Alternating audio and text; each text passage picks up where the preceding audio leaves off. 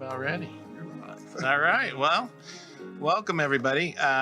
This is Minnesota Homeownership Center's second episode of the Welcome Home podcast.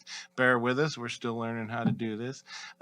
Today we are going to talk about the Homeownership Opportunity Alliance, and joining me are two very active and I would say key partners in this initiative, Portia Jackson and Trent Bowman. Welcome to both of you. Thanks for joining us. Thank you for having Thanks us. for having us. Portia, you're with Ramsey County these days, but you used to be a homeownership advisor, and we know you well in that role. Tell us a little bit about yourself, what you're doing now with Ramsey County, and maybe how you came to be involved in this important line of work. So right now at Ramsey County, I'm a community development specialist. So my little niche is that I manage all the owner-occupied programs in suburban Ramsey County. So your down payment assistance, your rehab loans, mortgage assistance, weatherization, healthy homes, lead program, things of that nature. So I run those programs, and we do have some new initiatives that will be coming up soon.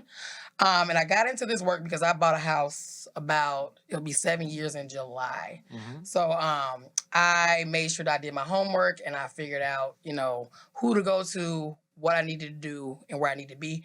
So I basically went to PRG, which is one of the organizations that is part of Homeownership Opportunity Alliance. Mm-hmm. And I talked to Erin Wilson, and she kind of put me on a path of where to go and what to do, what I need to clean up with my credit, how much I need to save, what I could possibly afford with the payment that I wanted.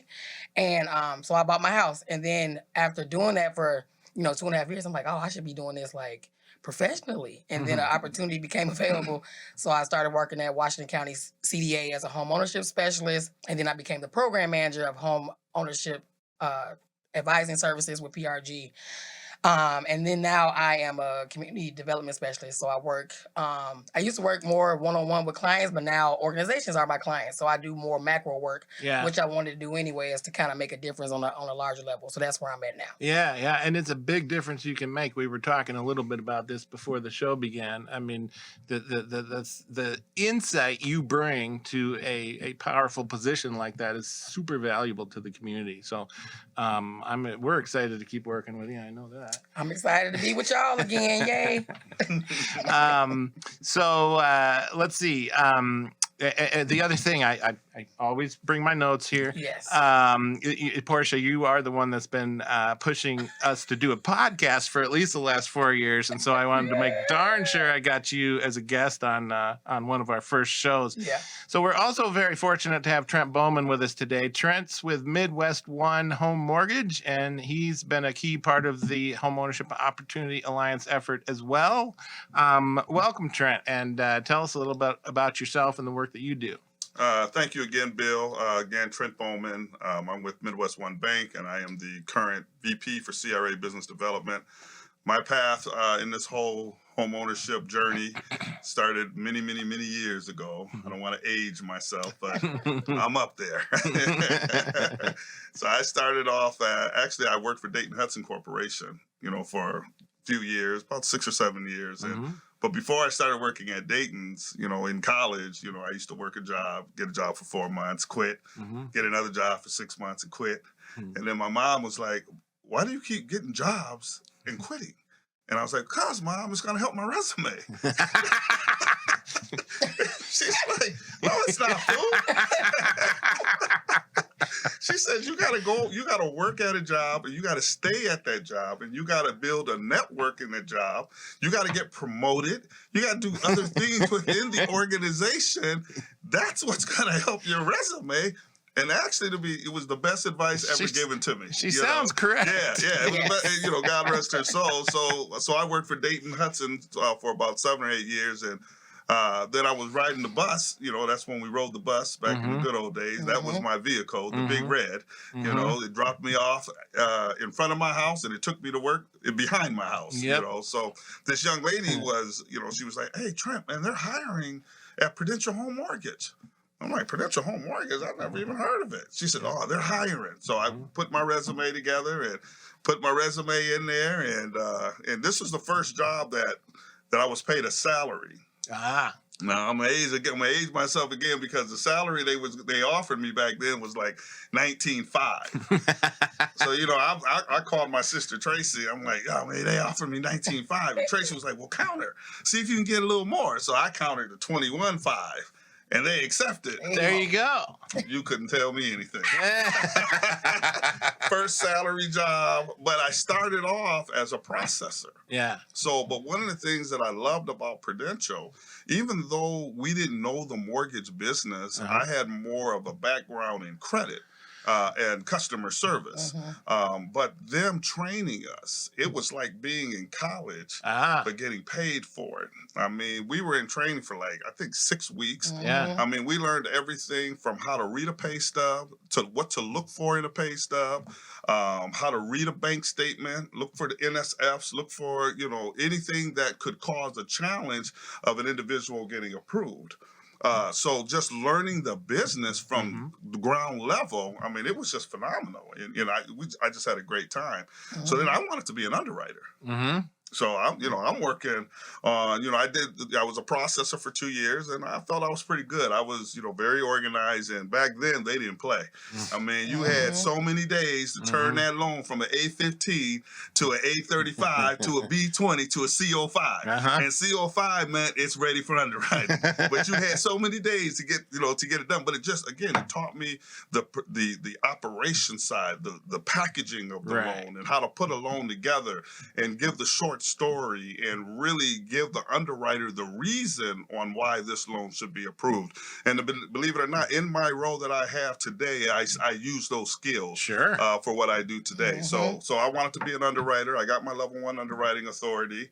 I still worked at Dayton's part-time because back then we got that 20% discount. Very nice And, we started to wear suits and, getting into our careers and, trying to look professional, et cetera, et cetera. So then Kelly Anderson and Jeanette Francis, who were sales managers at Prudential at the time, said, why are you trying to be an underwriter? I said, because, I want to have that final say. I want to have the signature. I want to be the whiz. I got all the power, but no one can challenge me or talk to me. I can say yay or nay. They said, nah, you a salesperson. So that's what started my journey as a loan officer. Okay. And I became a loan officer to speed the story up. Became a loan officer, started working my way up. I worked for Wells. Actually, it was Northwest Mortgage. Then it became Wells. Then left Wells, went somewhere else, went back to Wells, went somewhere else, went back to Wells. You started doing that 3-month thing again? Right. But one thing I will say, I didn't burn no bridges. That's the part right there. That's it. Yes, same here. Yeah, it didn't burn no bridges. So, because you never know when you're going to have to go back to a previous employer. Always comes around. So just kind of, worked my way up. Again, worked with another company, became a branch manager. Then the industry crashed. Then I knew when I had the second chance to get back in it, and I left the industry and because I had lost my mojo, if you will. Sure. I lost my confidence. I just didn't know if I can do it anymore. And there was a real estate agent by the name of Mary Spears. And Mary would always, brother, you got to get back in the business. I'm gonna pray for you. This is your niche. This is what you do. So everything worked itself out. I was able to get back into the business and started focusing, on first-time home buyers. Yeah. We were a part of the initial the emerging markets group, which is now the Homeownership Alliance group. So knowing that there was a challenge and a struggle in home ownership for Black people, even in the past as well as today, it really drove me to take a step back and says, okay, what can I do to educate new home buyers of tomorrow to be homeowners, but be homeowners that can sustain the home and start building that generational wealth within their family structure. So that's a little bit of my background. Well, I'll say it again. We're really lucky to have people with your lived insights into helping other people to achieve this. So thank you, and it sure is fun to work with both of you. I'll say that as well. Let's get into today's topic, the Homeownership Opportunity Alliance. So just for background, the HOA, as we call it sometimes, was launched in 2018, although I hear Trent talking about how it had been around for a long time behind the scenes before that. So, it was convened by the Homeownership Center, us, as well as Minnesota Housing. Today it exists as a coalition of, this is what we say, of engaged industry leaders who are actively dedicated to closing Minnesota's racial homeownership gap. And we've discussed that on the program before. It's one of the worst in the nation here in Minnesota. From the group's statement of purpose, the ultimate goal of this coalition is to provide opportunities to collaboratively develop partnerships, programs, resources, and best practices as a catalyst for systemic change, is a really long sentence, that advances homeownership equity in Minnesota. So who's part of this? Participants include staff from financial institutions like Trent, nonprofits, government entities like Portia, real estate companies, and others. Most of its work is behind the scenes, where we work towards systemic change, but then we're also in the community where we bring awareness to the key myths that keep many people from seeing homeownership as possible for themselves. So today I want to talk mainly about our public awareness efforts, and you guys know this. We want to promote the fact that homeownership is possible and that one-on-one help is available for free to help you to achieve it for yourself. So let's spend some time talking about these myths. Maybe the most daunting one is the myth that you need a 20% down payment to buy a home. With the median home price in Minnesota now above $300K, I think it's even $360 or something in the metro. That means you'd need to bring to the table $60,000 in cash, and that sounds pretty daunting to me. Trent, let's talk about that. What are the facts here about the down payment that you need to do? Well, let's just be clear. You don't need 20%. No. Let's just be clear on that. I mean, you can get into a home with as little as 3%, 5%. In some cases, you can get into a house with no percent. But let's be clear. You do have some out-of-pocket expenses, that you will incur when it comes to purchasing a home. So as a community development person in the business, my role and my job is to make sure you understand that you have to have some skin in the game. So let's be clear, buying a house is not free. All right. So just because we say you don't need 20%, there's still some out-of-pocket expenses. You need $1,000 for your earnest money, or anywhere between $500 and $1,000. And if you have the ability to put more down, then God bless you. You're going to need money to pay for the appraisal. Appraisers are independent. They have to be paid up front. Because the lender is not going to fit that bill. Right. You'll have a home inspection. And a home inspection can be anywhere from $275, in some cases $500, depending on the type of home, whether it's a single family dwelling, whether it's a duplex, triplex, fourplex, etc. So the buyer, or that first time home buyer, really needs to understand, the out-of-pocket expenses, one, and that they still should have at least 3 to 5% of their own funds, even if they're not going to use those funds for the full bottom line transaction. Because one of the things that we have to continue to educate our first time home buyers is tomorrow money. Right. You don't want to buy a house and utilize all your today money, because there is something called reserves, and we never know when that black cat can walk our path. So we got to make sure that we have the necessary asset resources to be able to protect ourselves in the future. So it's very important, that we educate our potential home buyers for that tomorrow money and having those assets. But again, to clarify the question, you don't need 20%. Okay. Well, that is good news. Spoiler alert! I already knew that, but it is good news. And then in addition, there's the issue of down payment assistance, and Portia, you're more familiar with this due to your tenure as a homeownership advisor. Tell us a little bit about how this works, and also, the fact that it's also not necessarily free money. Right. Well, down payment assistance really is there to either increase your buying power or to help you to have a more affordable payment. There are a lot of different down payment assistance opportunities. Minnesota Housing always has down payment assistance. There usually is, a bank or another organization that would have limited time but funds available, especially for BIPOC households or households that have wealth extracted from them generationally, i.e., Black people, Black households. But there are some times where there's a focus on that. But down payment assistance can look a lot of different ways. Most times, it's a deferred loan, which basically means that, hey, we have $25,000 for you. You have a 30-year loan. It's pretty much silent. You don't have to make a payment on it. But once either you sell the house, you refinance with cash out, or that 30-year loan comes due or is done, then we need that money back. And you pay that money back. Right. And usually people, will refinance and do it because like a person like me who bought 6 years ago, it's a lot of equity in my house. So if I decided to refinance or do whatever, if I had down payment assistance, I would pay that back.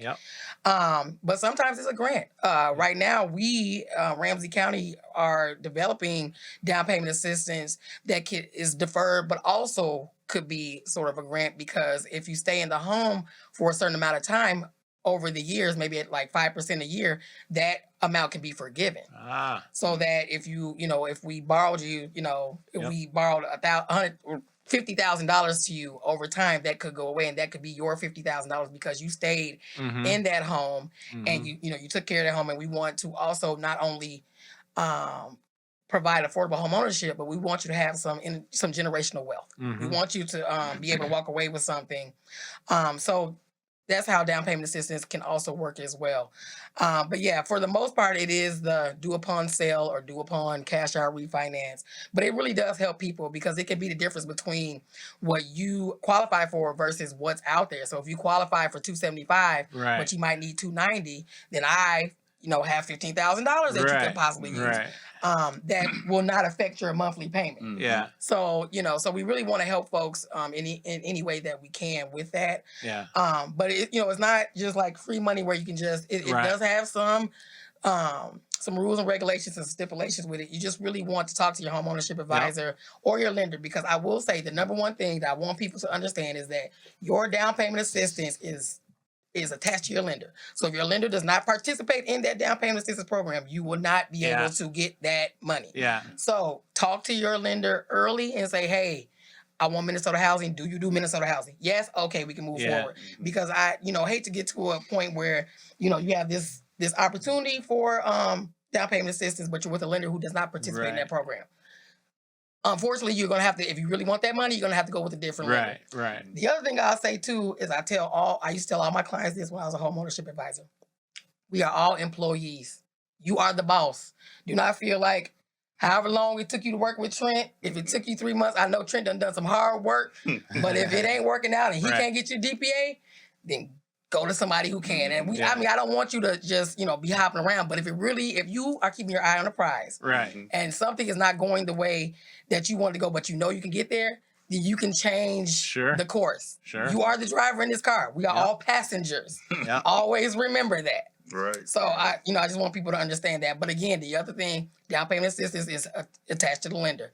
So the lender, not saying that if they're not participating now, that they can't participate in the future, but they have to be willing to go through the process to get approved and all that. So just saying. Yeah. Well, you bring up a really good point, because, down payment assistance right now, it's what is the word? It's convoluted. It's very hard to figure out the path forward. It can be based on, this neighborhood in this city for people with this income. And, a lot of times, you have to qualify for it, not only income wise, but maybe where you're buying the house, all this other stuff. So one of the things that has come out of the the back office side of the HOA work is we convened a academic study on the potential impact of down payment assistance in Minnesota, and we should do a whole episode on that. But the bottom line is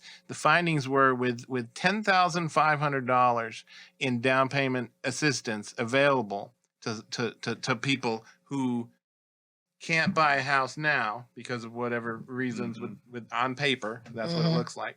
With just $10,500 they could, and that would impact the home ownership gap, because the way that the demographics work, a lot of those households are BIPOC households.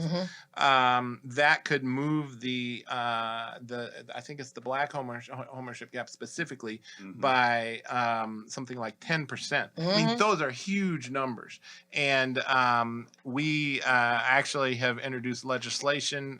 We being a coalition of a couple groups here, to try to bring some uniformity to these down payment programs, kind of as a pilot project, and we'll see how that goes. But that is something we're chasing too. It's to help you get over the hurdle to home ownership, because you may be able to pay just the same you're paying in rent to own a home, but to qualify for that loan, that's a big hurdle, and the down payment assistance can help you out with that. So, and can I just add one thing on down payment assistance? Use the down payment assistance, for your advantage of home ownership, for what you can afford. Let's not use down payment assistance and layer multiple down payment assistance so you can buy more home than what you can really afford. And sometimes I think, the narrative of down payment assistance gets a little twisted, because then people think, well, if I buy a $250,000 house and I can find $60,000, $70,000 worth of down payment money, remember your combined loan to value is 105. Right. So, housing values, even though it seems like housing values are increasing incredibly because of how people are selling. But for the average person, I mean, like I said, I bought my house 6 years ago. It took 6 years to build that equity, in the home. So just be careful. And this is why the one-on-one consultations are so important, with your loan officer. Understand what it all means. Because like Portia said, the money, you may have to pay the money back, not necessarily physically, but upon sale of the house, you're physically giving that money back. So if the point of home ownership is wealth building, you don't want to have so much tied up in it that's not your money that you're not going to benefit from that as much as you could. Then I'll just add this last thing, because you never know if you're going to need a home equity line at some point. So if all your equity is tied into, because you've got multiple and layered down payment assistant money secured against your property, you have not given yourself the opportunity to build some equity in case you need to do some repairs, or in case you need to, fix the house up and be able to build that equity. So well, but this is good, because we can clearly say though that coming up with a down payment is doable. So the 20% down, myth busted. Not true. So let's go to our next myth that we talk about, and that revolves around credit scores. If you have bad credit, you're not going to qualify for a mortgage. It's true. However, credit can be repaired, and credit moves around all the time based on on the actions an individual takes. So a homeownership advisor can lay out the steps you need to take to improve your score and fix your credit. And the services of that advisor are free. And Portia, why don't you tell us, you used to do this, so why don't you tell us a little bit how this might work in the real world? Well, most organizations, most home ownership advising, counseling services, we're all called different things, but we basically do the one thing. And the one thing is to get you ready to buy a house. So it could be a home ownership advisor, counselor, whatever. But the organizations that you should work with are HUD certified organizations that go through lots of training. We do, CEUs to be able to continue to do that type of work. So the homeownership makes sure that we're all up to A speed. whole network of HUD certified Yes, organizations. that we always keep abreast with what's going on. But I will say, going to a homeownership advisor, you can get a tri-merge credit report, usually for free. Doesn't affect your credit at all, because a lot of people say, "Oh, you put my credit, oh my goodness, Soft go." pull. It's a soft pull. They're not extending credit to you. They're just giving you the information, so it doesn't knock your score down, anything like that. Usually, you can get a copy of it so you can see what's reported on each one. So you can look at your scores, and usually 9 times out of 10, the homeownership advisor is in touch with loan officers and different, and people in the financial industry that will say, hey, this is what we're looking at FHA right now. This is what you might need to do to get to a conventional, to get approved for a conventional loan. So we all kind of keep talking to each other so that we know what's going on. Because back when I was doing this, 680 could probably get you a conventional loan.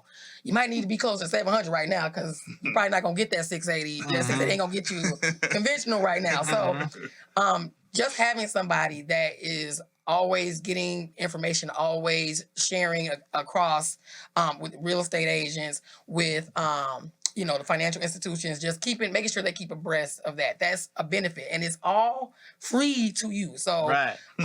And that is not, you don't have to qualify for that income wise or not. There's there's usually no income, guidelines, anything. I've had all kinds of folks come through my office, wanting to buy in all kind of different places and can qualify for all kind of different amounts of loans.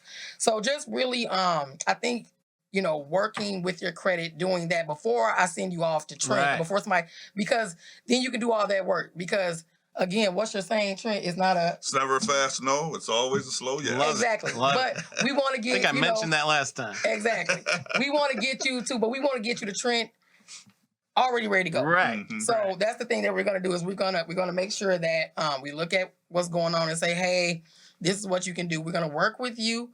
We're gonna pull that credit again, in 6 months or whatever. Once you show that you've done the things that need to be done, and we're just gonna make sure that we help you keep your eye on the prize, and that you continue to do things that make sense. Not only paying off credit, but we also want you to save money. We also want you to get into just the whole paradigm shift when it comes to behavior, when it comes to buying a home, because it's a little different. Because you can't, call up your landlord that you are the landlord. So if pipes burst or the heat ain't working, it's on you. It's on you. You're You gotta have bread to be able to fix that. So, but I mean, credit, like you said, is very fluid. It moves around. So, you could have. I'm gonna tell y'all the truth. Before I started, I was in the 400s. Like, no way in the world nobody would. Man, if I went to Trinity, probably just throw me out the office like that. Get out of here. But I sat down with somebody. Right. And said, what do I do? What do I do? And that's the thing. You shouldn't be ashamed of it. It's a convoluted system. I've heard, just talking to advisors and whatnot through the course of my work, I've figured out that it is completely counterintuitive. You close one account to try to say, all right, I'm not using that anymore. Now it went down because you don't have as much credit anymore. The other thing I heard is, you try to pay off some of those outstanding things and somehow you reactivate it and it hurts you. What? I don't understand the system at all. Here's the point, though. The homeownership advisors and the financial counselors understand this stuff, and they can help you for free for you to figure it out. Don't try to do it yourself. Don't pay somebody to do it either. Number one, do not pay anybody to fix your credit. I don't care if your cousin has a booming credit repair business. That's great. Everything they do, we can help you do for free. Free 99. Do not pay anybody to do this. True story. So let's see. And then I wrote down something else here. Another thing that you run into is new immigrants and others which have no credit record at all, and no credit isn't good either.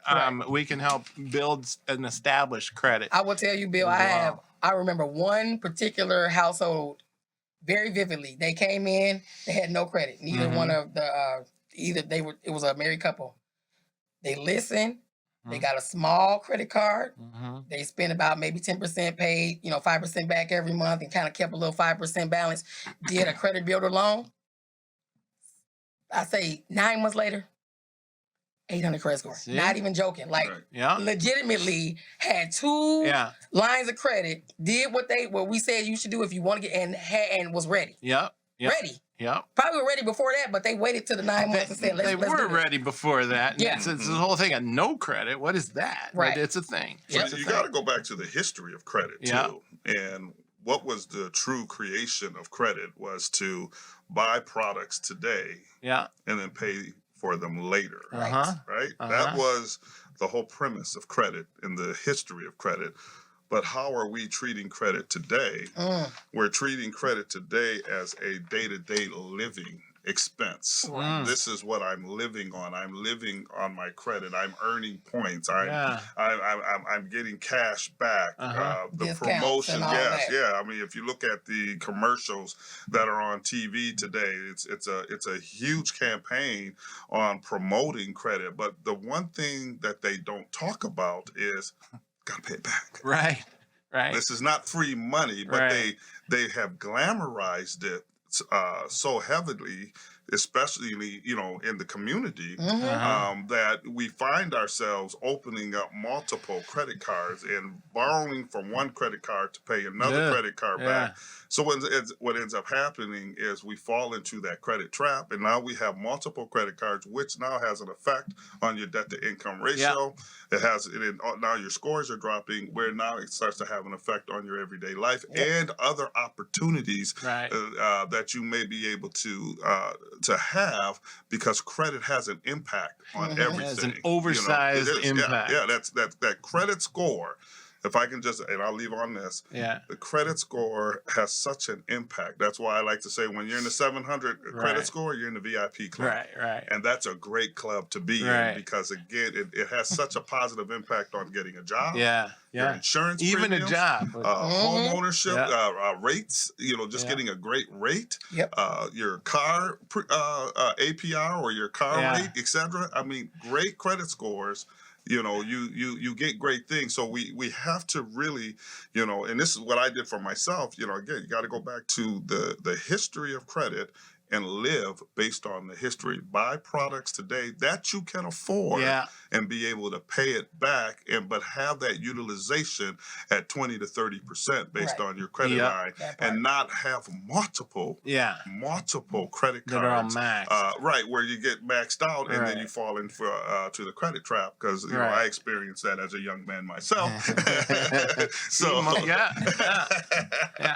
Well, and Trent, you alluded to this, and I want to talk to you about this too. And you've said this: just because you have a credit score that qualifies you for a mortgage, let's say I don't know the number specifically, but 640, 680, doesn't mean that you should settle for that score to launch your mortgage application, because you could do a lot better rate wise maybe with a credit score that's a little bit better. So Exactly. tell us how that works. Maybe the difference between a half a point in your mortgage rate over 30 years is huge, right? Right. Okay, let's just look at it in this perspective. If again, everything is based and generated on your credit score. So if you've got a 640 credit score, now we're not here to tell you can't get a mortgage. Right. But what product are you going to be qualified for? Okay, so if you got, let's just say 620 to 640, can you get a mortgage? Sure you can, but you're limited. You have no options. Okay, so if you're at between 680 and 720, or 720 to 760, let's use the 720 to 760 example. Yeah. What do you have? You have options. Uh-huh. I like to call it the smorgasbord of products. So are you talking about options between providers or options between rates, or Both. You have options between providers. So let's say if you call a loan officer and the loan officer says, hey, give me your date of birth, social security number, which I'm not a fan of. Do not give that personal information to a voice. Sidebar here, meet with your loan officer. Your date of birth and your social security number, 2 are the most important numbers that identify who we are or who you are. Really Why good would point. you willingly Right. just give that to a voice? Right. Don't do it. Meet with your loan officer. You have the power, right? So when you're sitting with that loan officer and you've got, because you've worked with gone through a financial empowerment, you've worked with one of the nonprofits, your credit score is 760, and that loan officer shoots out a pre-approval for you and it says FHA. Not a bad product, not a bad product, but not the only product. So now you, as that first-time home buyer, can push back and say, wait a minute, Nelly, I got 760. What else you got? You got a conventional product at 3% down with no mortgage insurance? Does your bank offer a portfolio conventional product with no mortgage insurance? Do you have access to Home Ready or Home Possible? 3% down conventional with limited mortgage insurance. Give me something more than just FHA. You see, you with those higher credit scores, you got more options. And this is really good because the homeownership advisor knows all those acronyms you just threw out, and they can tell you the difference between having to pay mortgage insurance premium on an FHA as opposed to and how that works and over time. So again, the advisors can map this, can translate this all for you, map it out for you, and somebody like Trent can give you a smorgasbord of options. Exactly. You go to a buffet. Right? I mean, we've all been to a buffet. You got all the eats. You got to ask your advisor, is that any good? How about that one? You got steak, you got shrimp, you got mashed potatoes and gravy. Why not use that same concept for qualifying for a home mortgage? Again, that's that power you're going to bring to the table with the higher credit score. So there are so many different products, and this is where lenders, too, I got to call some lenders out. You got to understand your products. You got to be knowledgeable of your products, right? Let's not be in a quick rush. To meet a quota. That's why sometimes, I started off in sales and I looked at this business as a sales position. But as I got older and I got more mature, I said to myself, no, I'm not a salesperson in the real estate business. What I am, I'm a relationship builder. I'm a relationship guy who wants to, build a relationship with you, and because I want to work with you in the future. I want to work with your friends. I want to work with your family. And when you're building relationships and you're providing the right information and then laying out the different products and programs and showing them the different rates based on the program, FHA can be, in today's market, it's 4.750.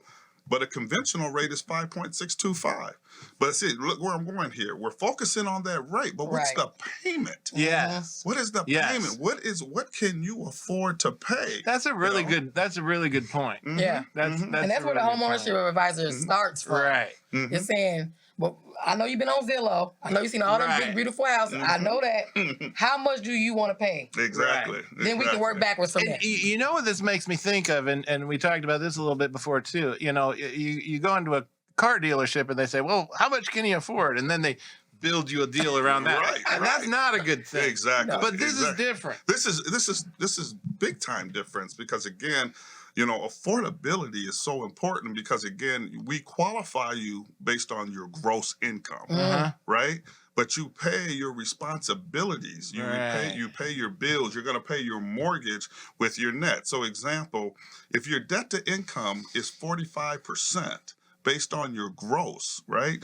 So then one of the questions that we have to ask ourselves is, what is our lifestyle with that debt to income ratio at 45% based on my gross? What do I enjoy doing, right? So now take into consideration your net. So if I'm at 45% on gross, so really at net, I'm about 80% now. So really, I'm only leaving myself 20%.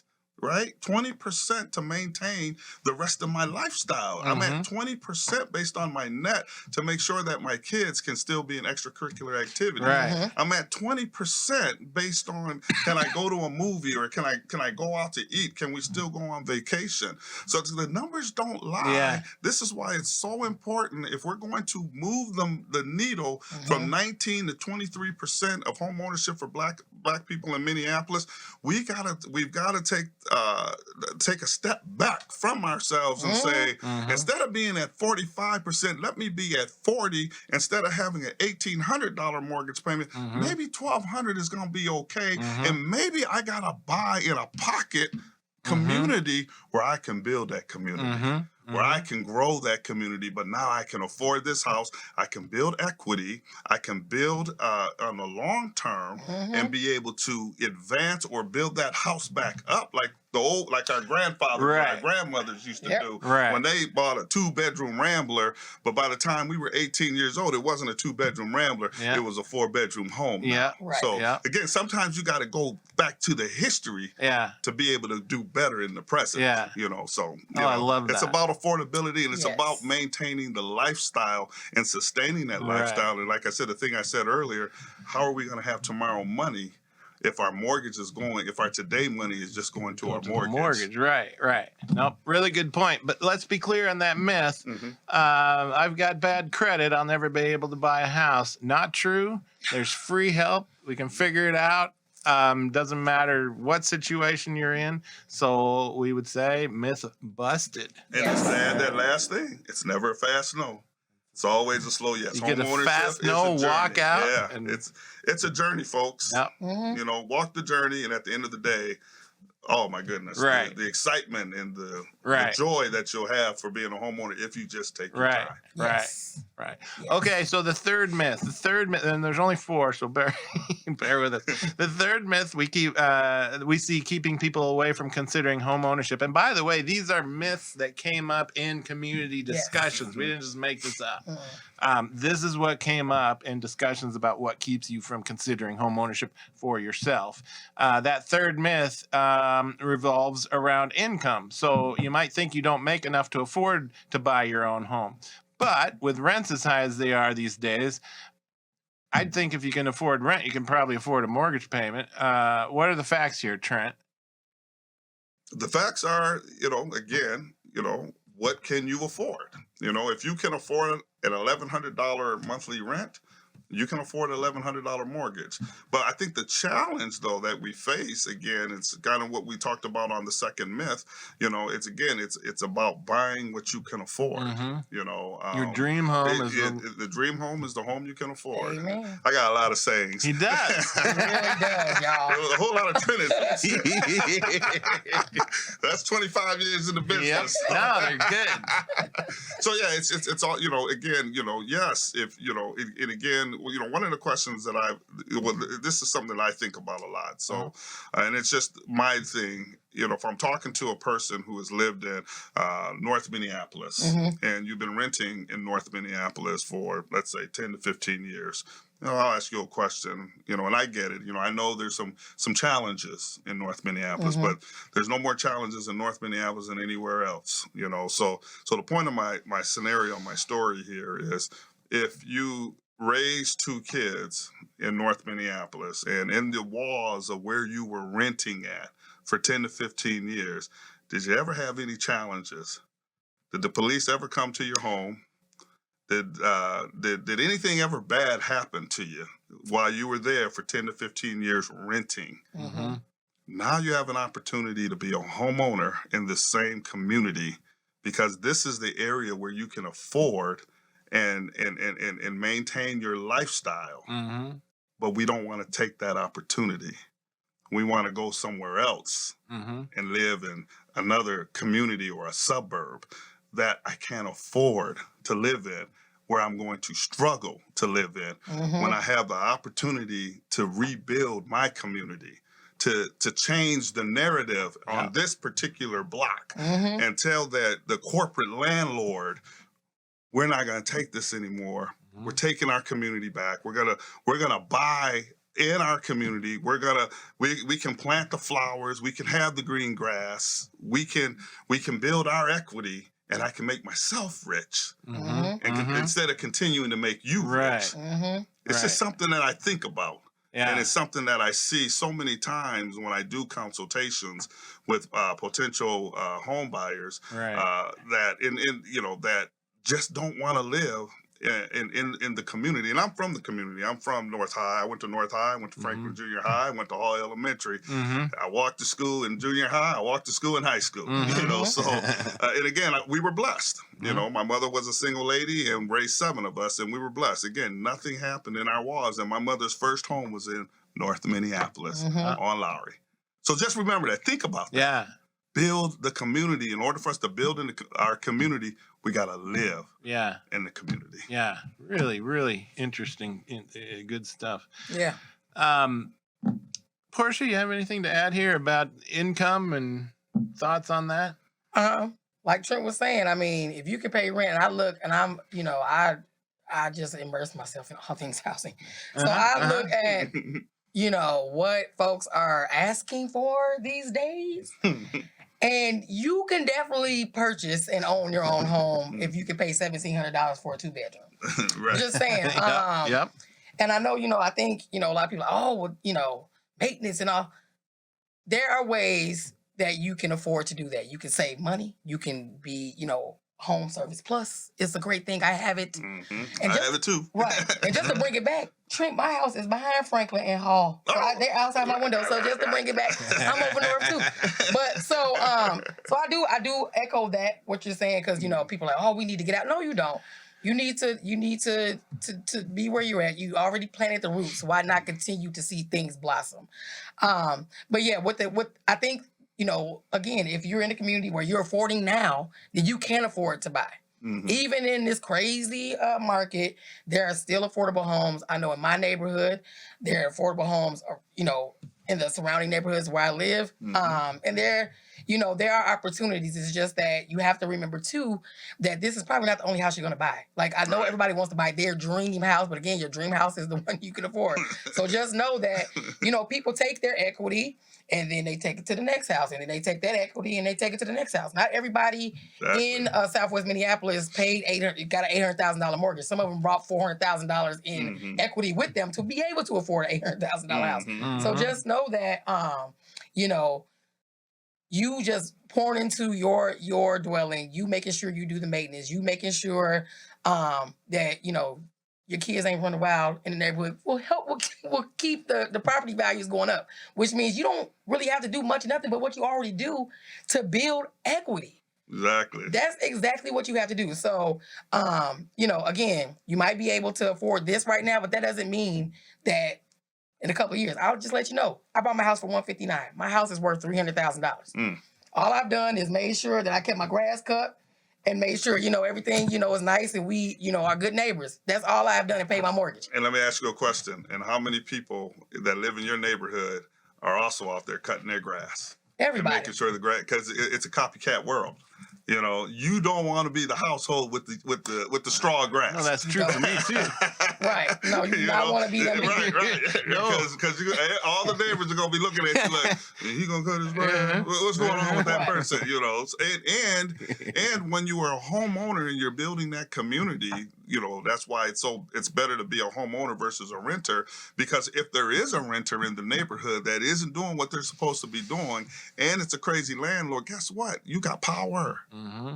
You got power. You can run those folks right up on out of that neighborhood. You can run that slumlord right up on out of there by just call the city. Mm-hmm. Just keep calling the city. Hey, there's some shenanigans going on in that house. Well, we're just saying. Right. No, it makes sense. Makes sense. All right. So income, there's really not a magic number. So let's say that myth is busted.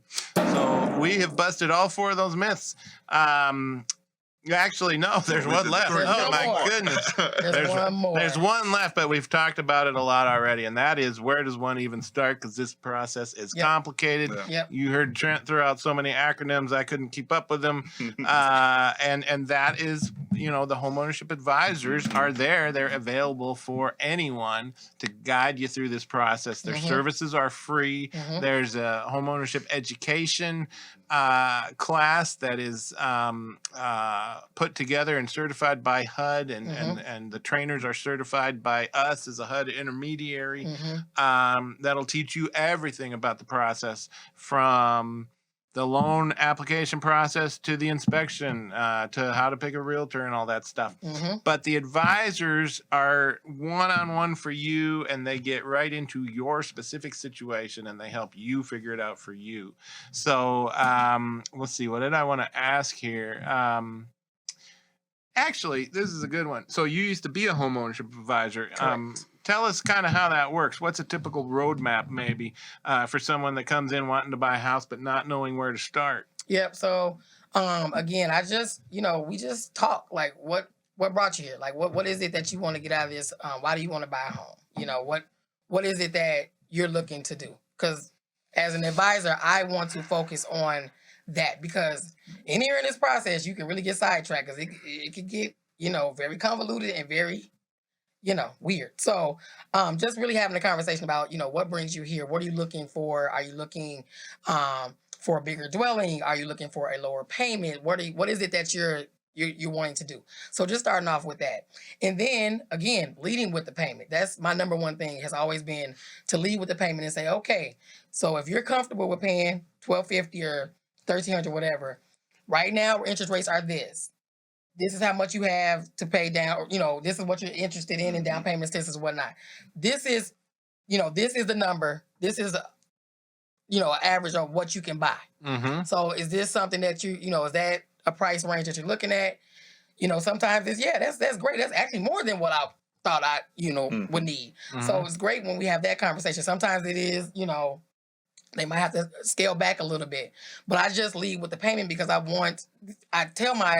used to tell my clients all the time, I'm not paying your mortgage. Like, Trent ain't gonna pay it. Right. The real estate agent, at the end of the day, when that comes in the mail the first time, you are on the hook for it. So I want you to understand that you should be comfortable with whatever it is that you're going to be paying. So starting with that, looking at the budget and saying, okay, a lot of times people just, like me, if somebody asked me today to write down a budget, I'd be like, oh, okay, I'm gonna just, well, then what I think I make, what I think I am spending. But what I do is I say, you know what? I see this, but what I want you to do is, I don't care if you use receipts, an app, your debit card. I want you for the next 30 to 60 days, put down everything that you make and then put down everything that's coming out. Because I'm not going to count that caribou that I just bought this morning because I don't do that all the time, but maybe I do it more than I think I do. So just making sure that you understand what's important to you. And maybe there need to be some spending tweaks. Like a budget is not a bad word. You can call it whatever you want to call it. But guess what? It just means what's coming in, what's going out. And we all got that going on no matter what you call it. So just making sure, sometimes people do decide at some point that maybe homeownership isn't right now because of the things they have going on. Maybe you have daycare costs that are very expensive. Maybe the area that you want to move into is not, within your income right now, but it could be later. So it could be inventory these days. Inventory is at this point, like, I'm so glad I bought my house. Right now, I'd be like, you know what? I don't even, I mean, we would help you, but I'm just saying it is very difficult right now. So just it's not going to be that way forever. No, it's not going to be that. It ebbs and flows. It has its, it has its peaks and valleys. So it's going to be, you're going to get the house that you're supposed to get. But just really, with the one-on-one, they really look at your specific situation and they talk about you specifically because, your cousin, your brother, your sister, they bought their house, whatever, they use such and such, but we really want to make sure that this works for you and that you're comfortable and not, having buyer's remorse once you're closed and you're like, oh my goodness, I got this house. It's got to be sustainable. Exactly. So that's why we work with partners that also understand that. So when I brought a client to Trent, you already know what didn't happen before. All the pre-work that has happened before, we make sure that we want to send you to a lender once you're ready. And that, not only on paper, but really, mentally too, because it's a lot of work. So just doing that, and then we will work with you through the whole process. A lot of us do the home stretch, which is the education. The education. Yep. So a lot of us do also teach that. So just we will definitely walk with you through the entire process and even beyond. After you close, we can also help you with maintenance type stuff. We have PRG, which I'm still on the board with them. They do some just going around the house showing people how things work, like other than your inspection. When do you ever have somebody like, hey, you should tune this up in the summer or winter or whatever.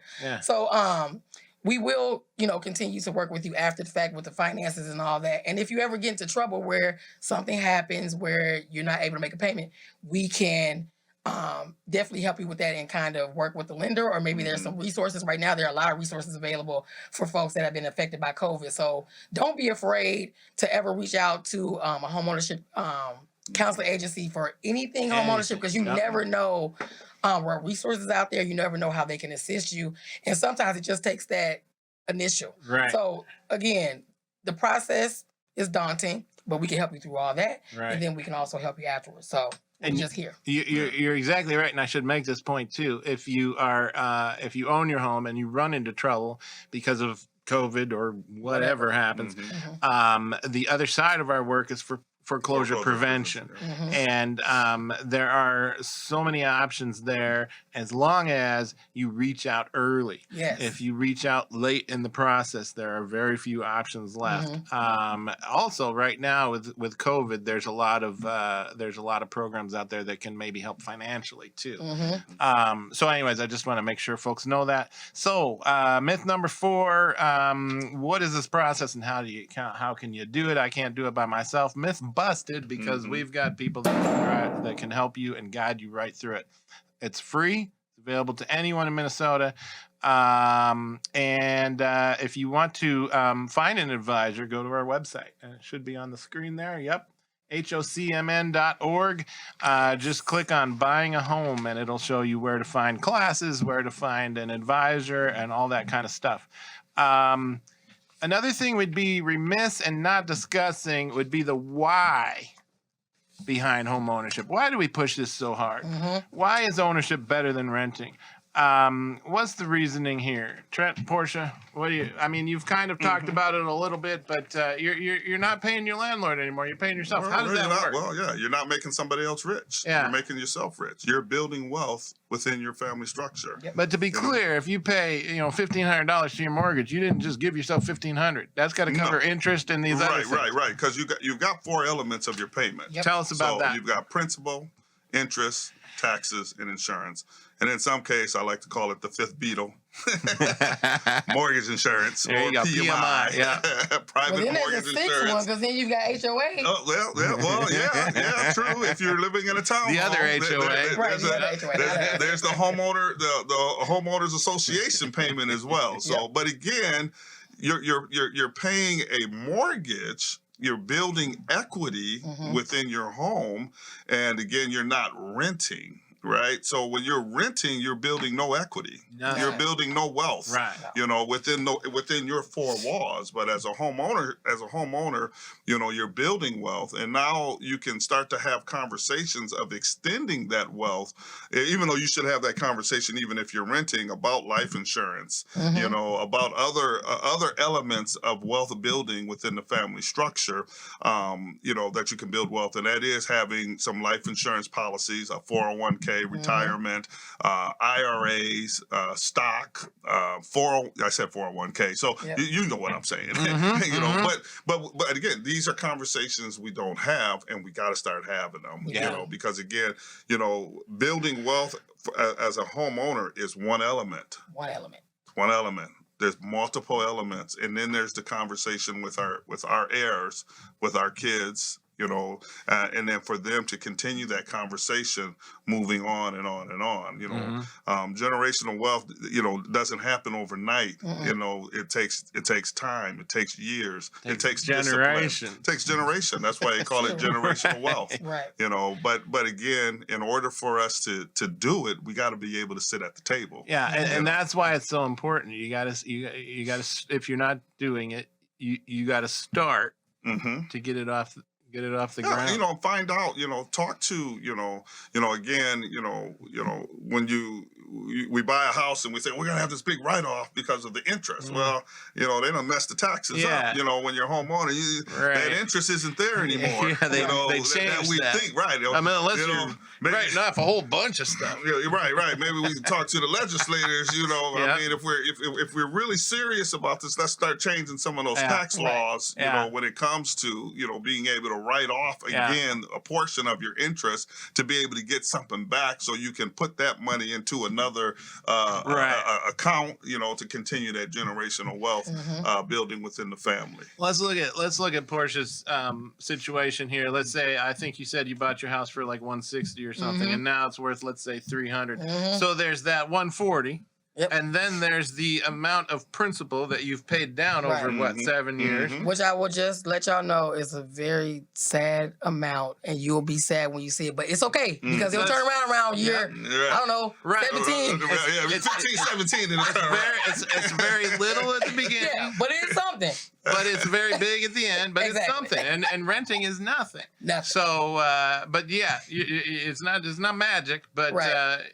it's gonna make a big difference over time, and that's what all these things do. They're And then the over other thing time. I'll add too is talk to an insurance person or an accountant Right. or somebody where if there was an untimely death, Right. is there a certain policy where you can have your mortgage paid off? Right. I mean, there are policies out And there. they are out there. I mean, there's an umbrella policy. It might cost you an extra $25 a month. So again, it's about having that discipline and understanding what's important. I would rather have peace of mind instead of buying an $8 cup of coffee every day. Right. So that $8 cup of coffee that I'm not buying anymore, Right. I have used that to open up a policy Right. to make sure my mortgage is paid off in case of an untimely Right. death.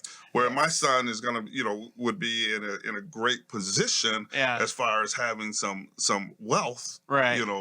for himself, where he can build for his They future. got to teach this stuff in the schools, because you don't know any of this. Yeah, No. no. You know? And we learn this just by being in the business. Right, just by seeing what's going on. And I've learned it by listening to you guys. Trial and error. Trial and error. So, Well, that is that we've talked a lot. It's a lot of information. Hopefully, we've made our case that homeownership is possible. And if you're interested in exploring it for yourself or your family, we can help. I want to thank you guys, Portia and Trent. Thank you so much for coming on the show. Join us next time when we will be bringing in the president of the National Association of Hispanic Real Estate Professionals, Twin Cities chapter, to discuss the 2022 State of Hispanic Homeownership Report. It's an annual report released each April, and we'll see what the trends are telling us in this area. I want to acknowledge our sponsors, Associated Bank, Chase, MidWestOne Bank, Old National Bank. Thanks to each of these organizations, all active participants in the Homeownership Opportunity Alliance. And thank you all for your support. So, can I throw a challenge out there? Throw a challenge out there, Trent. Because I'm looking at all the sponsors here. Yes. And all the sponsors are banks. Yes, that is true. So I would like to throw a challenge out there to the brokers. All right. To the real estate brokers. All right. Get on board. All right. Well, you heard it here. And if you want to do that, just drop me an email. My name is Bill. Super easy. Bill@hocmn.org. Anyways, thank you very much. Thanks for doing this. And that's all we got for this week.